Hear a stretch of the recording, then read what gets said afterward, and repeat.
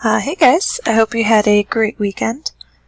And this week we're going to be looking at section 26.4 in your book. I'm going to give you guys 2 days to work through this assignment and try out the homework. Then we're going to work on just a little quiz review. Then I'm just going to wrap up on Friday with a short quiz just to check your understanding of graphing these various functions. So not a ton we're doing this week, one new lesson, just some practice, and then a formative assessment so I can see where you guys are at.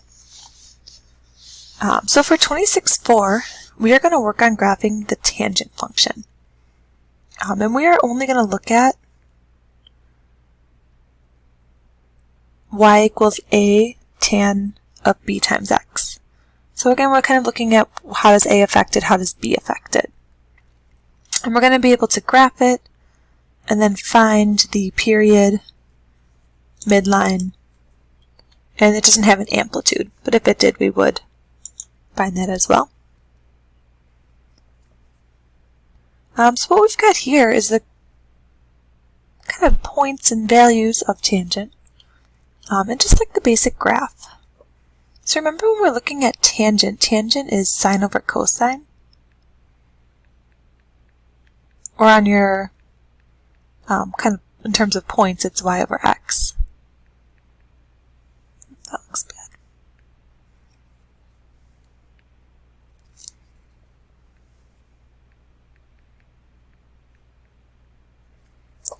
So as we do these, we're going to get these points where tangent is undefined.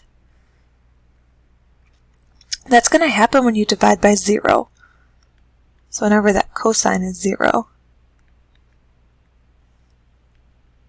tangent's going to be undefined because you can't divide by 0. So what's happening at pi over 2, 3 pi over 2, negative pi over 2, we're getting these dashed lines. Those are representing asymptotes. Asymptotes occur when there's an undefined value. So tangent does not look like sine and cosine. It has these asymptotes, these weird breaks, because we have undefined values. And then we've kind of got almost like looking like a cubic or some odd function, where it's increasing one side, decreasing to the other. You guys will notice that tangent is 0 at the values when sine is 0. That's because 0 divided by a number is 0. Then you're going to notice tangent is 1 or negative 1 at all those pi over 4 reference angles. Because what's happening there, that's when x and y are root 2 over 2, root 2 over 2. So they're canceling out to 1. So whenever I graph tangent, it's kind of the big ideas you want to take away. It's repeating every pi units.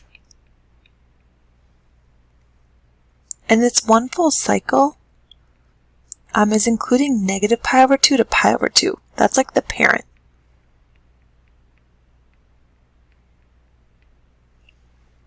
Right, so I'm always going to start there because that's going to give me one full cycle of it. If I chopped it at 0 to pi, what's going to happen is I'm going to see kind of like half of one graph asymptote half of the other. But we don't want that. We want one nice smooth curve. So that's why tangent's weird. We're going to have a negative piece for that parent function. And those are always going to be your asymptotes. So negative pi over 2 is your asymptote. And then we've got these kind of key points right in the middle. From left to right are y values. Go negative 1, 0, 1. So I graph tangent a little different than the other ones because I think this makes just a little more sense and it's a little easier, less overwhelming. So when we talk about tangent, this is the stuff I want you to know. In terms of midline, its midline is still technically 0. That's where that turn point would be, that point of inflection. But they really don't have a true midline because there is no true amplitude. Alright, so that's kind of the basic overview of tangent. I'm not going to go into a ton of detail. I want to kind of keep it basic for you guys and just really practice graphing tangents so you get the idea. So I'm going to pause it here, and I want you guys to try first just kind of reading this summary box.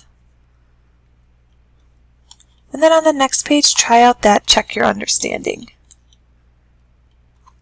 Alright, so just kind of see, does this stuff make sense? And then once you've tried it, we'll move on.